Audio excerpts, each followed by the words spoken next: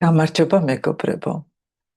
ჩვენი ქართველების მთავარი არქეტიპი დიონისე და ქალები ეს არის ისეთი მნიშვნელოვანი თემა, რომ აუცილებლად ცალკე ვიდეო უნდა მიეძღვნას. ჯერ დავიწყოთ იმით, რომ დიონისე ბავშვობაში გაზარდეს გოგოთ, რადგან მამამის უნდოდა ის ამით დაეცვა მისი ეჭვიანი ცოლის ჰერას შურისძიებისაგან. და აქედან გამომდინარე დიონისე მიიჩნევა როგორც ქალების გამგები. მას ესმის ქალების და მას უყვარს ქალები. ისინი უყვარს როგორც მამაკაცს და ასევე როგორც შვილს. მან დედა ადრე დაკარგა, უბრალოდ მისი დედა ემსხვერპლა მის გულბრყვილობას, მის გულბრყვილობით დაშვებულ შეცდომას და ის დიონისეს არ ჰყოლია. ის გაზარდეს სხვადასხვა გარემოში, სადაც მას ბევრი გამოწვევები შეხვდა, ბევრი რამ ისწავლა და ამიტომაც დიონისე ეძებს გაუცნობიერებლად დედას, შეიძლება მეუღლეშიც, შეიძლება სხვა ქალებშიც, შემდეგ კი როცა ის მითოლოგიაში, როცა ის უკვე გაიზრდება, აქვს საშუალება, რომ ჩავიდეს ქვესკნელში, ჩავიდეს იქითა სამყაროში, ჰადესის სამყაროში და დედა ამოიყვანოს და მამა ეხმარება, რომ ის მიანიჭებს, ზევსი მიანიჭებს მის დედას უკვდავებას, რადგან ის ჩვეულებრივი მოკვდავი იყო. და დედის როლი დიონისეს ცხოვრებაში არის განსაკუთრებული. თუ რეალურ ცხოვრებაში დიონისე მამასთან ვერ ააწყო, მაშინ მას ძალიან შეიძლება დამოუკიდებელი, ძალიან ემოციური ურთიერთობა განუვითარდეს დედასთან, მით უმეტეს თუ დედა არის ძალიან მზრუნველი არქეტიპი და აი ეს სიტუაციები მე მგონია ხშირად გვხდება საქართველოში. შეიძლება მამასთან ურთიერთობა კარგი იყოს, მაგრამ არ იყოს ის ახლო, ის ზურგის გამამაგრებელი ურთიერთობა, რომელიც მას სჭირდება. რადგან როგორც წინა ვიდეოში აღვნიშნე, დიონისი არის ძალიან ემოციურად ძალიან შინაგანად გაუწონასწორებელი, არაპროგნოზირებადი, გარკვეულწილად, გარკვეული დრო არის ამ ხასიათზე, მერე იქნება სხვა ხასიათზე და ამის გამოცნობა წინასწარ შეუძლებელია.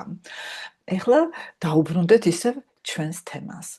მითოლოგიურად დიონისი აგიჟებდა ქალებს და აგიჟებდა არა ახალგაზრდა გარდატეხის ასაკში მყოფ გოგონებს, არამედ ოჯახის ქალებს. ისინი მონაწილეობდნენ, სპეციალურად მოდიოდნენ თავიანთ ოჯახებს ტოვებდნენ, რომ მონაწილეობა მიიღოთ მის მიერ მოწყობილ ექსტაზურ საღამოებში, შეხვედრებში, რომელსაც ორგიები ერქვა და აქედან სიტყვა ორგია. ამ დროს ისინი ღვინით და სხვადასხვა ნივთიერებებით ცეკვით შედიოდნენ ექსტაზში და ასე შემდეგ.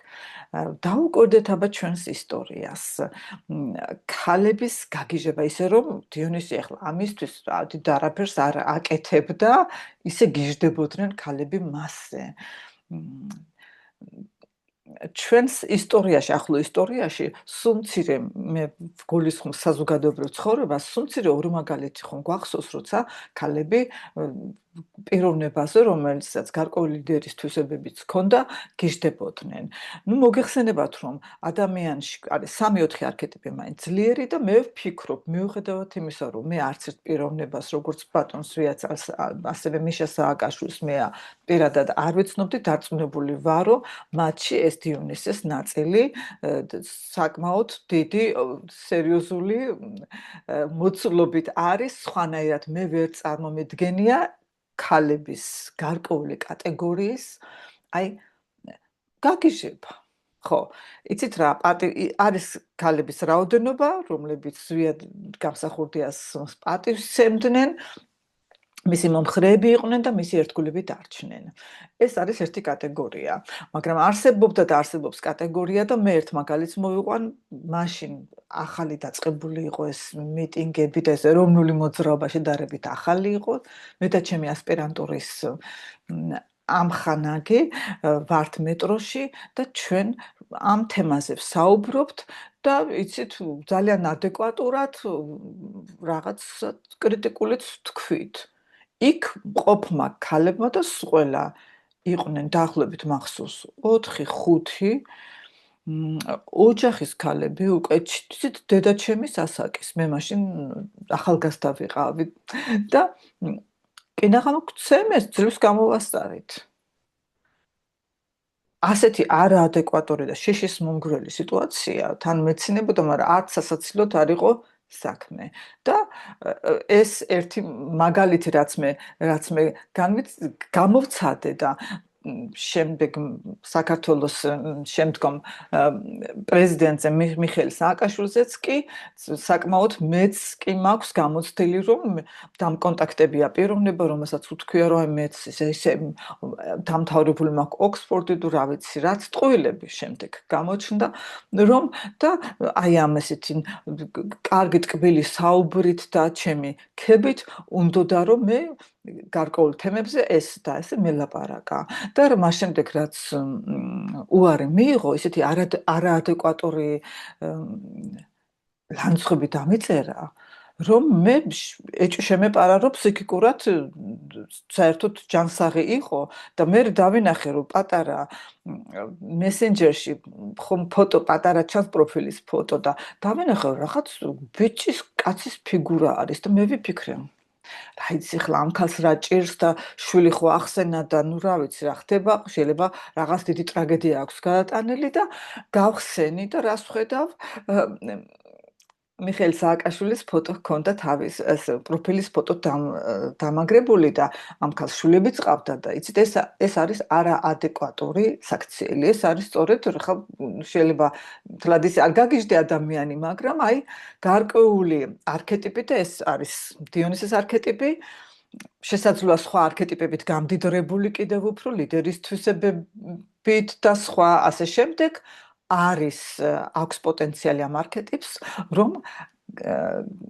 ქალბატონების გარკვეული კატეგორია ჭკვიდან გადაიყვანოს და ეს ისეც ხდება იმიტომ დიონისი უყვართ ქალებს ის მოწონთ უფრო მეტად ვიდრე აპოლონი რომელიც არის ძალიან ისე რაციონალური მე ადრე გონი ერთ-ერთ ვიდეოში ვთქვი და განმეორდები რომ აქ თურქმა წარმოშობით თურქმა რა ვიცი ეს კადრითია ცნობილი არ ვიცი მაგრამ ტელევიზიაში არის გონი ხანდახან და მან დაწერა წიგნი სადაც აღწერდა რა განსხვავება როცა ეს პაემანზე მიდის თურქსა და გერმანელს შორის და თავისი მდიდარი გამოცდილებიდან რომელსაც ის გულახდილად გვიყვება თავის წიგნში აი ეს მოკლედ რო შევაჯამოთ თურქი და იქაც ფიქრობ რომ ძალიან ბევრი დიონისი არის მიიპატიჟებს და დიდი ალბათობით შეიძლება ფულიც კი ისოს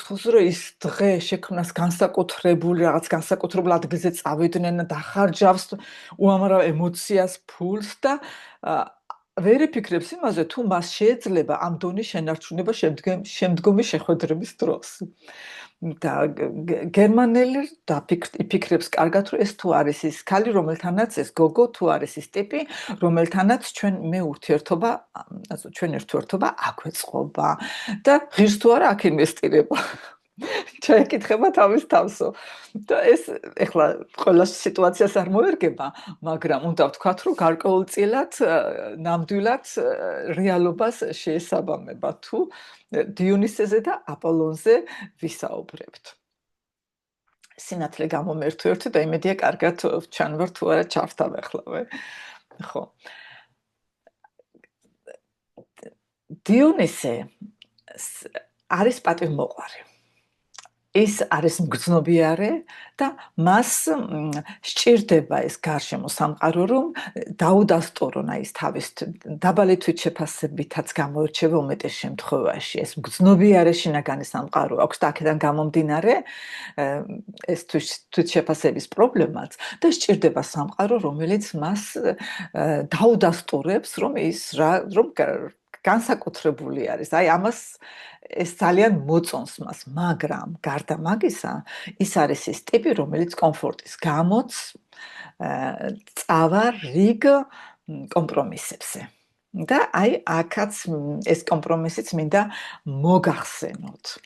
მას ძალიან მოწონს ლამაზი ქალები და ლამაზ ქალებს მოწონს დიონისე. მას აქვს რაღაც განსაკუთრებული ღვთიურ ბავშვზე არის ლაპარაკი იმ წიგნში, რომელიც მე თქვენ რამდენჯერმე წარმოგიდგინეთ და განახეთ და ეს მისი გრძნობიარე შინაგანი ბავშვი რაღაცა ის მზრუნველს, მოსიყვარულეს აღვიძებს ქალებში.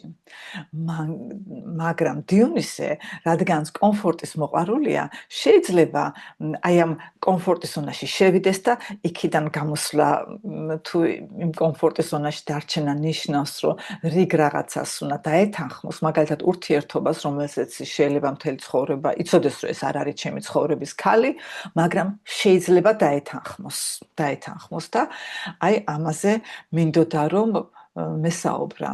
თქვენ გახსოვთ ალბათ, სულცირედ შემთაობას ეხსომება, როცა ხშირად იყო ნაწარმოებებში განხილული, რომ აი ეს ქართველი აზნაური და იყო ასევე იმერელი აზნაურიც, ეს კოხტაპრუწა, ეს ლამაზი იძულებული იყო, რადგანაც დროებას ფეხი ვერ აუწყო და ასეთები ბევრნი იყვნენ მაშინ, მოეყვანა სომეხი ვაჭრის ქალი ცოლად, რათა ფინანსურად თავი გადაერჩინა. რასაკვირველია, ეს იყო მისთვის დიდი კომპრომისი, მაგრამ ფინანსური უზრუნველყოფა, აი სწორედ ეს კომპრომისი იყო, ის იღებდა ფინანსურ უზრუნველყოფას. და მე მახსოვს, ჩემი სკოლის პერიოდში მამას სახლში ბევრი წიგნები ჰქონდა და ერთ-ერთი გაცრეცილი წიგნი, სადაც რამდენიმე ნაწარმოები იყო და იქ არის აღწერილი ესეთი სცენა. ამ აზნაურმა მოიყვანა ეს სომეხის სოვდაგარის ვაჭრის ქალი ცოლად. ხო და ამ ქალს მოჰყვა მდიდარი მზითები, ნუ მაგისთვის მოიყვანეს ხო და ამ მზითებში არის ასევე მიწები, ბევრი მიწები, რომელიც აზნაურმა თვითონ გაყიდა, დაკარგა, რადგან ფინანსური გაჭირვება ჰქონდა. და ის დგას და უყურებს აი ამ მიწებს მის წინეს, რაც მზითები მოვიდა. და დიდი ესეთი პათოსით ამბობს. აქ მომივა მე კაპოსტა. ესე არის როგორც დადგმა ესე იგი აქ მომივა მე კომპოსტო. უკან უდგას სიმამრი, ეს სომეხი აზრიანი ჭკვიანი ვაჭარი და სოვდაგარს ეძახდნენ, ხო და ის დანანებით გადააქნებს თავს აქეთ-იქით და იტყვის: ავკარმანე ბუძეთ პუსტა. ესე იგი ჯიბეკი ცარიელი დარჩებაო. იმიტომ კომპოსტოთი რა ბიზნესი უნდა გაეკეთებინა. აი ეს მაგალითი თვალნათლივ აჩვენებს ქართულ რეალობაში იყო ეს მრავალგზისი მაგალითი აჩვენებს, რომ დიონისე კომპრომისზე მიდის. და ასევე ძალიან საინტერესო ამბავი მინდა მოგიყვეთ მე რომ პირველი წელი მქონდა გერმანიაში და დავდივარ ჩემს პირველ ენის შემსწავლელ კურსზე. კვირაში 3 ჯერ იყო და მეორედ რომ მივედი პირველ მისვლაზე გავიცანი ყველა და მეორედ რომ მივედი, აი სანამ დაიწყებოდა შემოაღო კარი ბიჭმა, ახალგაზრდა კაცმა და იცით კარები რომ შემოაღო, როგორც კი დავინახე, მე გამეჩნდა შეგრძნება რომ ამ ადამიანს მე ვიცნობდი, აი თითქოს მეზობელი უბნიდან, მეზობელი სოფლიდან, ანუ მეზობელი სადღაც, აი რომ შეგხვდება ადამიანი და 100%-ით დარწმუნებული ხარ რომ ის ქართველია. კლასიკური გაგებით შეიძლება ხა სილამაზე რას ნიშნავს, ახლა ალენ დელონის სილამაზე მას არ ქონდა, მაგრამ იყო მაღალი, ფემკრთალი ხორბლისფერი და იცი ძალიან სანდომიანი, ძალიან გულმისავალი. ისეთი ტიპი რომ იტყოდი რომ ეს არის კარგი ქართველი. მე ესეთი განცდა პირადად ძალიან იშვიათად მქონია და მე კარგად რომ დავფიქრდი, არც ვინმეს არ მივამსგავსე ჩემი ნათესავებიდან და ახლობლებიდან, მაგრამ შესაძლოა ფილმებში ან კოლექტურ მეხსიერებაში მქონდა სურათი. მოკლედ მე ვიფიქრე, რომ ეს არის 100%-იანად ქართველი და რა კარგია, როგორც კი შესვენება იქნება, მე მას გამოვეცნაურები. სანამ შესვენება მოვიდა ჩემს გვერდით მჯდომმა ტანიამ, რომელიც იყო ლატვიდან თუ ლიტვიდან იქ ცხოვრები რუსი სამხედროების შვილი, მან მითხრა, რომ აი ეს სახელით დაასახელა, უნდა დღეს ყურადღება მივაქციო, წინაზეო მორგეობა რომ მქონდაო, არ შეასრულაო და წავიდაო, არა მაქვს დრო ასე თქვაო. აღმოჩნდა, რომ იქ ქონდა ჩვენ ჩაის დასალევად ჭურჭელი და ორ ადამიანს მორგეობა იყო და ორ ადამიანს უნდა დღის ბოლოს წაეღო ეს და გაერეცხა და შემდგომ დღეს კიდევ გვესარგებლა. და ის ადრე წასულა, რადგან უთქვია, რომ ბავშვი მყავს მისახედი. ამ ამბავს რასაკვირველია მოაყოლა მისი სახელი და ამ სახელმა მითხრა, რომ ის არანაირად ქართველი არ შეიძლება ყოფილიყო. სახელი არ მახსოვს, მაგრამ თურქეთიდან იყო. ჩემი სიხარული იყო ძალიან დიდი, როცა ის თვითონ მოვიდა ჩემთან, მას შემდეგ რაც გაიგო, რომ მე ვიყავი ქართველი და მითხრა, რომ მეც ქართველი ვარ. დედმამა ასიმილირებულია, ენას აღარ ვლაპარაკობთ, მაგრამ ვიცი, რომ ორივეს მხრიდან ქართველი ვარო და ძალიან მესიამოვნა. თან იცით, ჩემი ინტუიცია რომ დამიდასტურდა. და ჩვენ იმ კურსის განმავლობაში გქონდა ერთმანეთის მიმართ ძალიან დიდი პატივისცემა, მოგწალება, სითბო, აი რა ძალიან სასიამოვნო ურთიერთობა ჩამოგვიყალიბდა. სამწუხაროდ მან ვეღარ შეძლო კურსის გაგრძელება, ის რაღაცის მონაკვეთი რომ დამთავრდა და დაასახელა მიზეზად, რომ მეუღლე მუშაობს და ბავშვო მე მიხდება ბავშვის გასდაო და ბავშვო ვერ დავტოვებთო მარტოკაო. და გადის დრო ერთი წელი მე ვარ ფეხციმეთ, მაქვს ცოტა რთული ფეხციმობა, ვერაფერს ვერ ვჭამდი და ძალიან მთელი დღეები ყოფილა 3 დღე რომ მშიერი ვყოფილ ვარ, მაგრამ მშიოდო, მაგრამ ვერაფერს ვერ ვიღებდი და სულ მელანდებოდა ქართული საჭმელები და იქ რაც იყო ისინი არაფერი არ მომწონდა და გადასული ვარ სუპერმარკეტში რომ ეგება იქ საფუნთუშეში რაღაცას თვალი წამევიდეს და ამ დროს დამიდგა წინ თავის პატარა ბავშვთან ერთად. თურმე იქვე ცხოვრობ და ძალიან გაიხარდა ჩემი ნახვა და მითხრა, იცით, ჩემი მეუღლე უკვე ასულია ზემოთ და მე აქ რაღაც შემოვედი, რაღაცა უნდა მეყიდა, მოდი რა, წამოდი ჩვენთან ჩემს მეუღლეს გაგაცნო. აი იცით როგორ ისე გულიანად მიპატეჟა და ესეც არის დამახასიათებელი დიონისისათვის. აქვს შარმი აქვს, რომელსაც უარს აი ნუ ყველა როგორც პირად ურთიერთობაში, ასევე აქ, აი უარის თქმა გიჭირს, გიზიდავს. მე იმ პერიოდში მართლაც სუდად ვიყავი და თან ეხლა ესე ბინაში ესე ვიღაც ესე ვინმე თურქს თუნდაც ვიცნობდი არ ავყვები, არაფრის დიდებით, მაგრამ იმ მომენტში რასაკვირველია არანაირი ეჭვიც არ დამბადებია და წავედით და გაიღო კარი და მეუღლე. გულახდილად ვიტყვი ჩემს განწყობას მეუღლე რომ დავინახე, სულ სხვა ტიპი, სულ სხვა ენერგია, ძალიან მძიმე ენერგია, რაღაც ისეთი შავგრემანი, კარგი ნაკვთები ჰქონდა, მაგრამ იცით, რაღაც აი დავინახე და თითქოს ამის და ან კიდე დედა ვიყავი, ვიფიქრე ამ ბიჭს გულახდილად ვამბობ, ამ ბიჭს სხვანაირი ტიპის გოგო უფრო შეეფარებოდა მეთქი, ესე ვიფიქრე. ძალიან რაღაც სიმძიმე მოდიოდა მაშინ ვიახვიქვი. ეხლა ეს ჩემი განწყობილება კიდევ უფრო გამძაფრდა იმის შემდეგ, რაც ამან ძალიან იცით როგორ აი გულიდან წამოსული რაღაც თითქოს რაღაც ბავშვური ახტაცებაც რო ურევია, უთხრა რომ იციო ესო არისო, ესეც ქართველიაო, ჩვენ ენის კურსი გავაკეთეთ და ესეც ქართველიაო და ჩემი მშობლებიც ხო ქართველები არიანო და შენი მშობლები ქართველები არიანო. ისე შემოიცხადა ამ გოგომ, ამ ქალმა, იცით, აი ესე შემოიცხადა დაახლოებით მე რომ ვიდეო ვნახე ერდოგანს რო ეკითხებიან რომ თქვენზე ამბობენ რომ ქართველიაო და ხო ამაზე უარესი რაღაცეებიც თქვენსო, ისიც კი თქვენსო რომ სომეხი არისო უფასუხა. ნუ ჩემი პირველი შთაბეჭდილება ამ ქალზე ეხლა ამის შემდეგ რასაკვირველია არ განათებულა ხო არ გალამაზებულა დავჭიქი. ალბათ შემთავაზეს რამე, მაგრამ მე მაშინ არც ჭამდი, არც სონდი და საუბრობთ. აი ის 1 საათი, რომელიც დაახლოებით ესე მახსოვს 1 საათი, შეიძლება ცოტა მეტიც იყო, მე რომ იქ ვიყავი. ბავშვი ცელქობდა და მხოლოდ მამა ართობდა ბავშვს. მე ძალიან მიყვარს და აბსოლუტურად ვემხრობი, რომ მამა ჩაბმული იყოს ბავშვის მოვლა პატრონობაში. მერე დაჭირდა პამპერსის გამოსვლა, მამამ წაიყვანა. მერე დაჭირდა ძილის მოსაღამოებული იყო და აბაზანაში და ისევ მამა.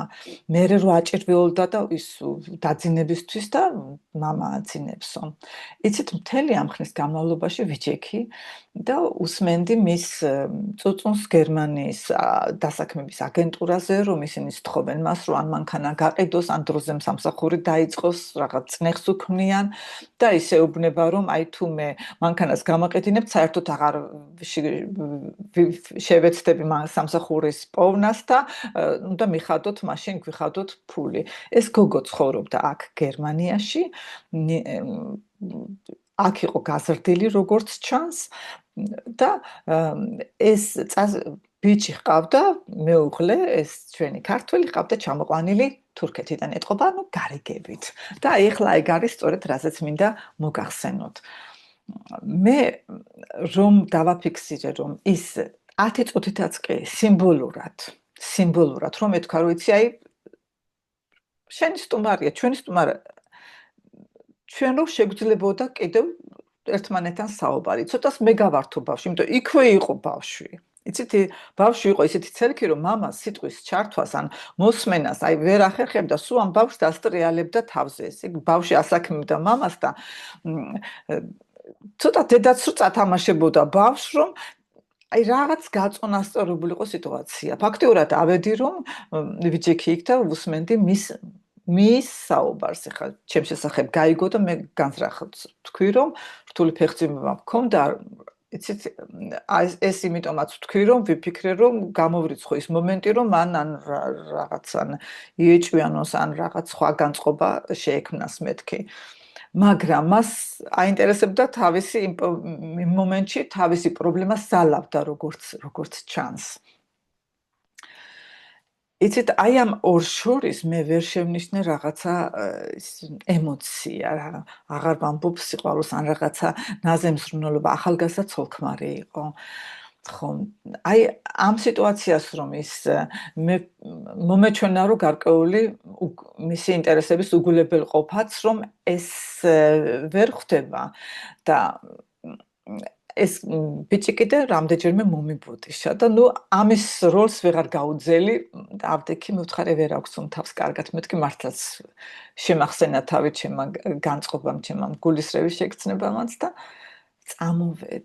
წამოვედი გულდამძიმებული თქვი ქართველო რა ჯერ ხო სამშობლო გაქვს დაკარგული დედმამა ასიმილირებული ენა ფესვები დაკარგული ეხლა ამ უცხო ქვეყანაში ხარ ამ ქალის რომელს მიმართაც ვერც ეს სიყვარულს და ვერც რაღაც განსაკუთრებულ ემოციას ვამჩნევ როგორც გჭირდა რომ გალიაში გამოკეტო დაახლოებით ეგეთ მდგომარეობაში აი გული დამიმძიმდა ესე თლიანად მე კი გარსაკუთრებულად გადავერთე მაგრამ აი თუ გესმით ჩემი ემოცია მაინტერესებს აი ესეთი ძიმე განწყობით წამოვედი სახლში.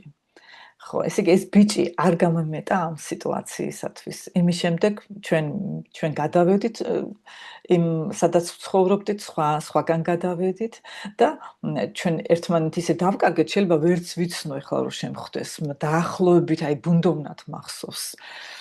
მაგრამ აი ეს მომენტი იყო და აი სწორედ ეს მომენტი ამ მომენტს იწვევს დიონისე.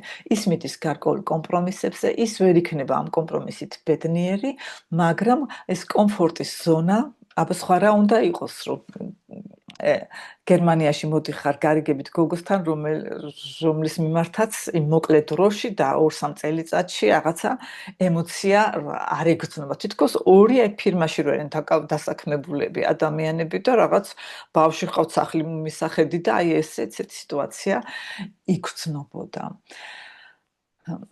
და აი მზრუნველს აღვიძებს და აი ნახეთ, ჩემშიც გააღვიძა ეს მზრუნველი, რომ თითქოს ეს ჩემი ძალიან ახლობელი იყო და გული დამწყდა, რომ ის არ არის უფრო უკეთეს მდგომარეობაში, აი ეს საინტერესო არის ეს ფენომენი.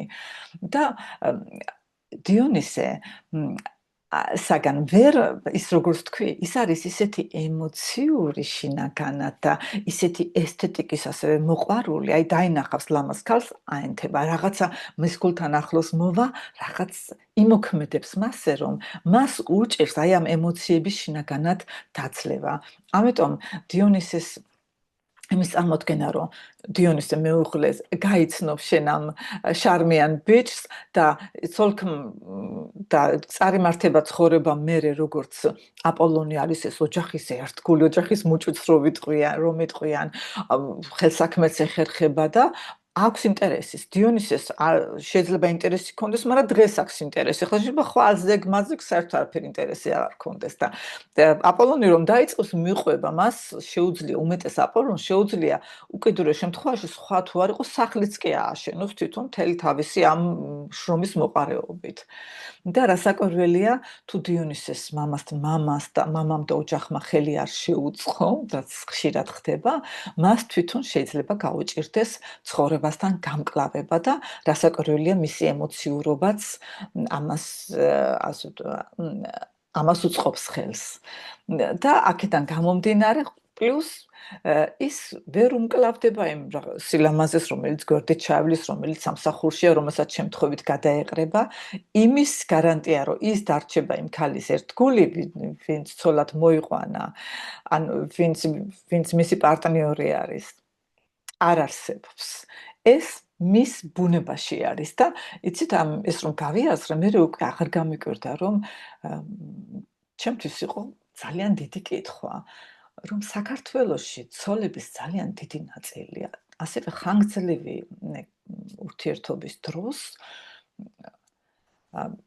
აკონტროლებენ მეუღლეებს და იციან მისი ტელეფონის კოდი, აკონტროლებენ მის ტელეფონს, მის სოციალურ ქსელებს.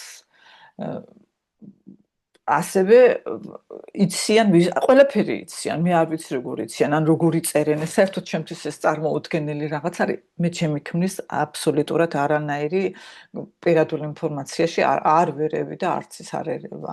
და აქაც ესეთი რამე არ არის და აი ვამბობთ, რომ ეს როგორ არის, რომ აქ საერთოდ არ არის იქ და ეს არის ახსნა. აპოლონს არ ჭირდება კონტროლი. არც სადმე რომ მიდის რაღაცა ჩანაწერები და რაღაცა ან როგორ ხდება, არ ვიცი. აპოლონმა თუ გიღალატა, მოვა და პირდაპირ მოგახსენებს. დიახ. და დიონისე არ არის ასეთი პირდაპირი, მას ძალიან დიდი ძალა ჭირდება, რადგან მას ძალიან ემოციური ბუნება აქვს, ძალიან წინააღმდეგობრივი ბუნება აქვს.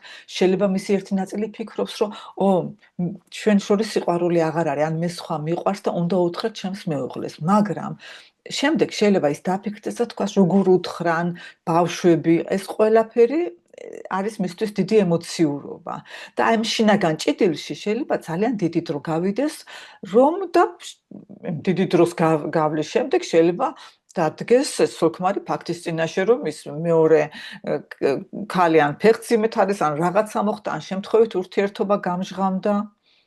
როგორც ახლა დაახლოებით ეს ამერიკაში მოხდა ისე, რაღაც კონცერტზე შემთხვევით დაინახეს, რომ ეს ჩახუტებულები იყვნენ. მოკლედ, აი იმედია ყველაფერი ვთქვი დიონისესზე და ხო, დიონისეს აქვს მიდრეკილება და აქვს მისწრაფება თუ რასაკვირველია აღზრდით და სოციალიზაციით ეს არ ჩაიხშო, იმიტომ რომ მას უხერხულად მოეჩვენება, შეიძლება რომ გაარკვიოს რა ეს გარკვეული მისტიკისაკენაც ხომ და ასევე მას აინტერესებს იმის იქითა ცხოვრება, აი ძალიან დიდი ინტერესი აქვს აპოლონს ეს არ აინტერესებს. და დიონისეს დიდი ინტერესი აქვს.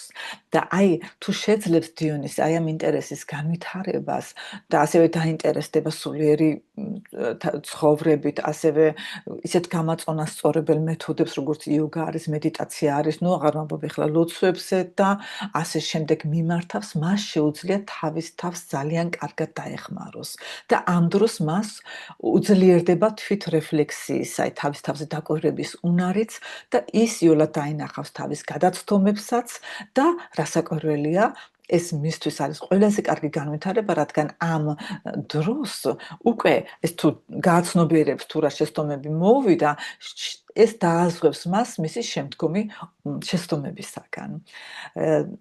დიონისესთვის ბოლოს ვიტყვი, რომ არის კარუწევს კარგ სამსახურს ის არქეტიპული მოლოდინი, რომ სამყარო თითქოს მის წინაშე რაღაცით ვალდებულია, თითქოს მას ეკუთვნის იოლად ყველაფერი. და იცით, ეს არის ასევე შეიძლება აიხსნას მითოლოგიითაც, როცა დიონისი გაიზრდება, მოინდომებს მისი მამა ზევსი, რომ ის ოლიმპოს მთაზე აიყვანოს. და ღმერთად, მე-13 ღმერთად, მაგრამ ეს 13 რო არ აწყობთ და ამ დროს იღებს ჰესტია გადაწყვეტილებას, ისე რომ თვითონ ყოველგვარი და წნეხის და ვინმეს არ უთქვია მისთვის, მას ეს ოლიმპოს მთაზე ეს ინტრიგები ისეც მოწყენილი ექნებოდა და ის ტოვებს ოლიმპოს მთას თავისი სურვილით და ტოვებს და თავის ტაძარს აარსებს. და ასე რომ დიონისე ხდება მე-12 ყველაზე ახალგაზრდა ღმერთი ოლიმპოს მთაზე. და აი ეს რომ ეს კი მას უთმობენ, მას ადგილს ესე იოლად სთავაზობენ, მისი ცოლი არიადნე მამამისმა ასევე უკვდავად გამოაცხადა და აი მას ყველა სურვილს უსრულებენ. აი ეს მის არქეტიპში, როცა დიონისე წამყვანი ან ძლიერი არქეტიპია, რაღაცნაირად გამოშვის, ის იღებს, ის იფერებს. და დიონისეს შეუძლია მეგობრობა ქალებთან ყოველგვარი სექსუალური ურთიერთობის გარეშე. მას შეუძლია ასევე სექსუალურ პარტნიორად ჰყავდეს ასაკით მასე უფროსი ქალი და მას შეუძლია ასევე აი მხოლოდ აი გულითად მეგობრობა ჰქონდეს გოგოსთან, მისი ასაკის გოგოსთან და ასევე უფროს ქალბატონთანაც.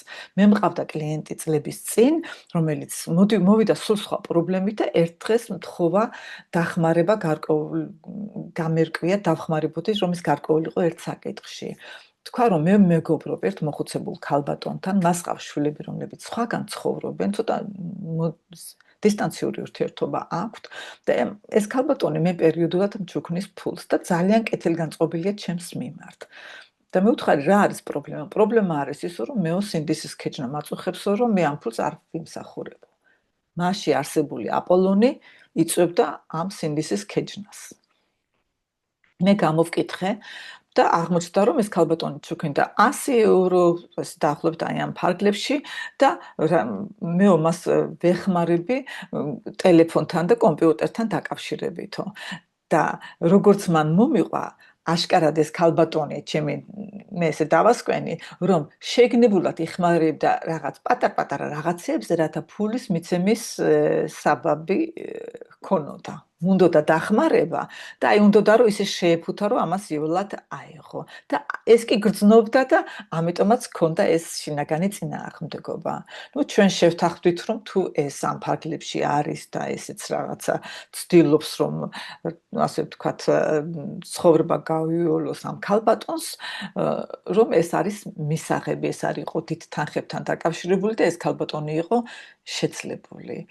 ისე რომ აი დიონისეს ქალებში ნამდვილად ბედი უღიმის ამის ბევრი მაგალითები არის, მაგრამ ეს შორს წაგვიყვანს, იმედი არის რომ თქვენთვისაც ნაცნობი იყო ეს სიტუაცია, დამიწერეთ, თქვენი აზრი მაინტერესებს, დიდი მადლობა ყურადღებისათვის, კარგად ვცანდებოდეთ.